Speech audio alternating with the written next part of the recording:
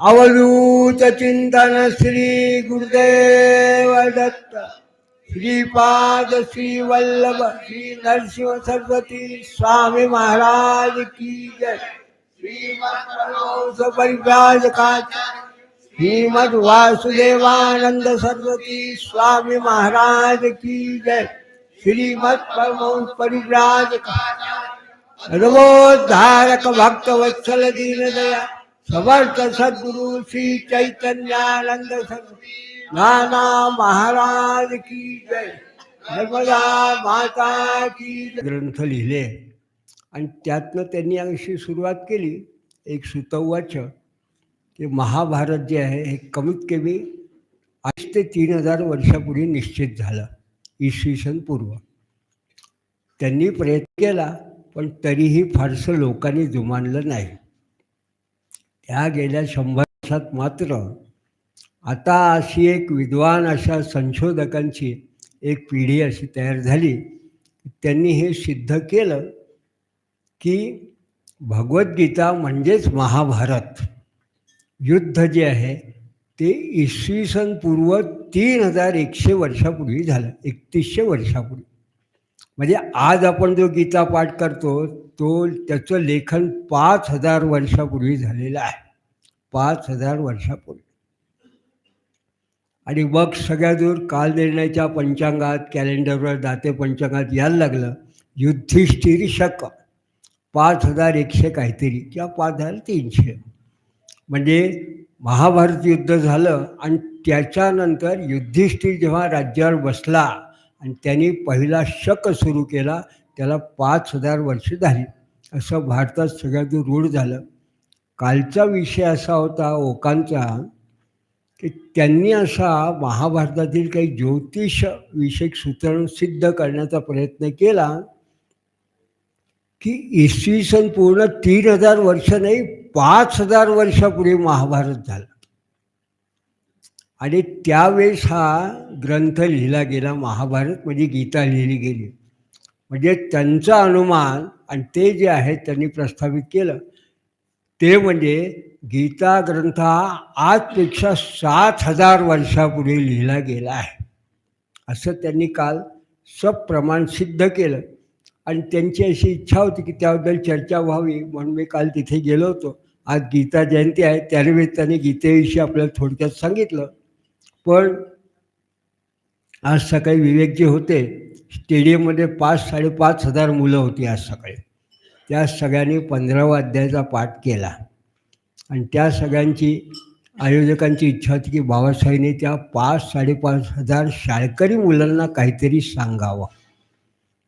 मी म्हटलं या मुलांना, विशेष मुलांना, एखाद्या कॉलेजच्या प्रोफेसरला 25 विद्यार्थ्यांना बोलणं सोपं असतं, त्याहीपेक्षा PhDचा एखादा रिसर्च स्कॉलर असेल त्याच्यावर 4 तास छान गप्पा मारता येतात।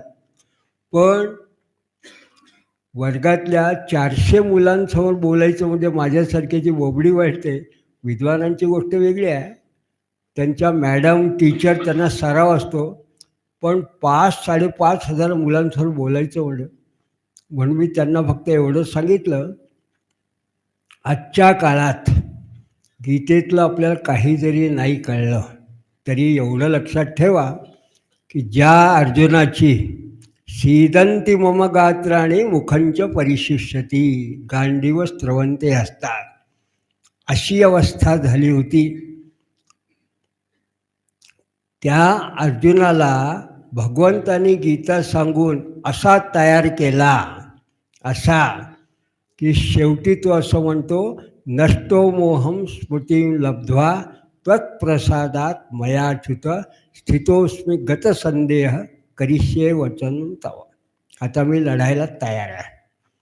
म्हणजे थोडक्यात आजच्या काळात ज्याला अप्लाइड ॲस्पेक्ट आपण म्हणतो गीतेचा, की जर मुलं किंवा मोठ्याला डिप्रेसिव्ह असा सॅडिस्टिक असं जर कधी मूड असेल आणि अशा जर अवस्थेत असेल तर भगवद्गीता त्याला त्या अवस्थेत काढून, त्या डिप्रेशनमधून काढून पुन्हा ताजं तवनासारखं योग्य परिस्थिती आणू शकतं, असं गीतेचं सामर्थ्य आहे। आणि आजच्या पिढीला हे याकरता महत्त्वाचं आहे की आपण जेव्हा पेपरमध्ये वगैरे वाचतो की ही 15 आणि 16 वर्षाची मुलं ही गच्चीवर जाऊन सुसाईड करतात का, छोट्या छोट्या गोष्टी करतात किंवा मुलांना पेपरमध्ये मार्क कमी मिळाले म्हणून मुलं सुसाईड करतात. तर अशा सगळ्या जर त्या मुलांना त्या अवस्थेतून बाहेर काढायचं असेल तर त्यांच्याकरता एक भैषज उपाय गेल्या 7,000 वर्षापासून आपल्याकडे, तो म्हणजे भगवद्गीता. असं प्रत्येकाने लक्षात ठेवावं. म्हणून म्हाताऱ्यांनी सुद्धा गीता वाचावी, तरुणांनी वाचावं. कारण मला माहिती आहे आय टी वगैरे सगळ्या लोकांना काही ना काही प्रॉब्लेम सध्या अप्स अँड डाऊन चालू आहे, ग्लोबल चालू आहे. US असल्यांना H1 विजा आणि ग्रीन कार्डचे टेन्शन असतात, त्यांनी वाचावी. आणि घरातल्या मोठ्यांनी लहान मुलांना शिकवावे आणि त्यांना सांगावं की प्रसाद हेतू प्रसन्नता. खऱ्या अर्थाने मन जर प्रसन्न असलं, काही रुसवे फुगवे नसली, तर तुम्हाला प्रसादे सर्व दुःखानां हानिरस्योपजायते प्रसन्न चेतशो ह्याशो बुद्धी परिवतिष्ठते. तुम्ही जर प्रसन्न राहिला, हसत खेळत राहिला, तर तुमच्या परीक्षेतले मार्क नक्की वाढतील, इम्प्रेशन चांगलं पडेल. तेव्हा एवढं मी गीतेवरतीच सांगतो. आज गीता जयंती आहे म्हणून आज 34पर्यंत आपण गुरुचरित्राचं जेव्हा श्रवण केलं तेव्हा बहुतेक सगळ्या महिला मंडळींना कल्पना आहे की आता पुढला जो अध्याय तो सीमंतिनीचा आहे. कारण मृतविप्र संजीवनाचे हे जे काही अध्याय होते त्याच्यात विशेष ते काय होतं, तर ते जे अध्याय आहे त्याच्यामध्ये रुद्राचं महात्म्य, रुद्र, रुद्राक्ष आणि भस्म अशा 3 गोष्टी त्यातलं विशेष सांगितलं आहे. तर त्याबद्दल मला फक्त एकच असं सांगायचं आहे की जेव्हा गुरुचरित्रकारांनी रुद्राचं इतकं महात्म्य वर्णन केलं, त्यानंतर दक्षिणेकडे फक्त पुरुष नाही तर महिलासुद्धा अगदी लग्न कार्यालासुद्धा जेव्हा नटून थटून जातात तेव्हा बरोबर कुंकवाच्या बरोबर रुद्राचं असं छान भस्म लावतात, अगदी छान लावतात. गोपीचंदन पांढरं इतकं व्यवस्थित लावतात.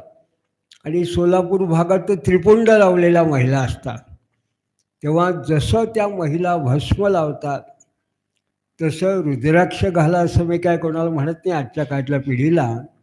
पण रुद्राचं महत्त्व जे त्यांनी सांगितलं आहे की या रुद्राच्या तीर्थाने हा काश्मीर राजाचा जो मुलगा होता तो जर जिवंत झाला तर त्या रुद्रामध्ये किती महत्त्व असेल. आणि तरी सांगितले की या रुद्रजाप्याने, जपाने, प्रत्येकच अभिषेकाची गरज नाही, रुद्रजाप्याने रुद्राचा जप केला, पाठ केला तरी यमाचे दूत पळतात असं वर्णन आहे. मग ते फक्त ब्राह्मणांनी आणि ज्याला वैदिक मंत्र येतात त्यांनीच म्हणावे का? औषध जर एखाद्या डॉक्टरला द्यायचं असेल तरी फक्त ब्राह्मणाला, आणि जर त्याला काही संध्या झाली असेल, मुंज झाली त्यालाच औषध द्यावं का? की त्याला औषध कोणालाही देता येतं, विशेषतः महिलांना. मी देशकालोच्च संकीर्त, सध्याच्या काळाची जी परिस्थिती आहे त्याप्रमाणे मी आज आपल्यासमोर मुद्दाम सांगतो, महिलांनासुद्धा रुद्र म्हणायला हरकत नाही. कारण तो एक वेदोक्त भैषज असा उपचार आहे. आणि मंत्रोपचार अशा अर्थाने उपचार घ्यायला कोणालाही, जशी डॉक्टरला परवानगी आहे त्याने उपचार करावा तशी रुग्णाला परवानगी आहे की त्याने उपचार घ्यावा. म्हणून ज्याला सेल्फ रिव्हिलेशन, आत्मसंजीवन किंवा ऑटो हिलिंग अशा प्रकारचा उपचार घ्यायचा असेल त्या महिलांनी सुद्धा रुद्राचा पाठ करावा. मी आमच्या पद्धतीच्या अष्टाध्यायी म्हणत नाही, कारण मला माहिती आहे की आमच्या लोकसुद्धा जेव्हा म्हणतो तेव्हा ते गु केव्हा म्हणायचं, आपण काही पोटावर पाय देत नाही, शांत सुख आहे करते. मला कोणी विचारलं बाबासाहेब कोणी म्हणे आधी काय होईल, मला पाप पुण्य लागेल ते आपलं आपल्याला, समोरच्याला थोडी होणार आहे. आणि विशेषतः शेवटी गोष्ट सांगतो. मला जेव्हा आचार्यांनी एकदा कारंजाला म्हटलं, तुम्ही महिलांना रुद्र म्हणायला सांगता आणि धर्माचं काय? म्हटलं, अमेरिकेमध्ये व्हाईट हाऊसमध्ये जेव्हा जर्मन आणि अमेरिकन बायका पॅन्ट घालून रुद्र म्हणतात तेव्हा आपल्याला आनंद वाटतो. आपण क्लिप पाहिल्या यूट्यूबवरती. आणि आमच्याकडली एखादी महिला श्रद्धेने जेव्हा रुद्र म्हणतो तेव्हा आपल्याला धर्माची आठवण येते की आमचा धर्म कसा राहील. पण 30 कोटी लोक शताब्दीच्या पूर्वी होते, ते आता 125 कोटीच्या वर गेले आहेत. त्यामुळे धर्मामध्ये इतके लोक वाढले, त्यांनी धर्माचं काही झालं नाही, इतके हिंदुत्व वाढले. त्यामुळे काही शेकडा हजार बायकांनी जर रुद्र म्हटला तरी धर्मात फरक पडणार नाही, उलट संस्कारच होतील. किमान त्या घराघरामध्ये रुद्राचं वातावरण राहील. आणि तो रुद्र असंच आहे की ईशानः सर्व विद्यानां ईश्वरः सर्वभूतानां, असा जो ईश्वर आहे त्याचं या निमित्ताने आपल्या सगळ्यांना स्मरण राहील. तेव्हा आपण सगळ्यांनी या निमित्ताने जेव्हा केव्हा शक्य असेल तेव्हा जमेल त्या पद्धतीने रुद्राचा पाठ करावा. गुरुचरित्राने उत्तम एक गोष्ट सांगितली आहे, श्री गुरूंची रुद्रावरी अतिप्रीती. आपल्या गुरूंची नरसिंह सरस्वतींना रुद्र अतिशय आवडतो. नानांनाही आवडायचा. म्हणून नाना इथे प्रदोष पूजा जेव्हा असायची, बापोमामा वगैरे बसायचे, तेव्हा नाना स्वतः येऊन बसायचे. आणि काही वेळा मी स्वतः नानांच्या तोंडून ऐकलं, प्रदोष पूजेचं महात्म्य रुद्र ते नानांनी सांगितलं आहे बापोमामांना. तेव्हा नानांना आपल्या गुरूंना आवडणारं जे आहे उपासना, ती जरूर सगळ्यांनी करावे. अवधूत चिंतन श्री गुरुदेव.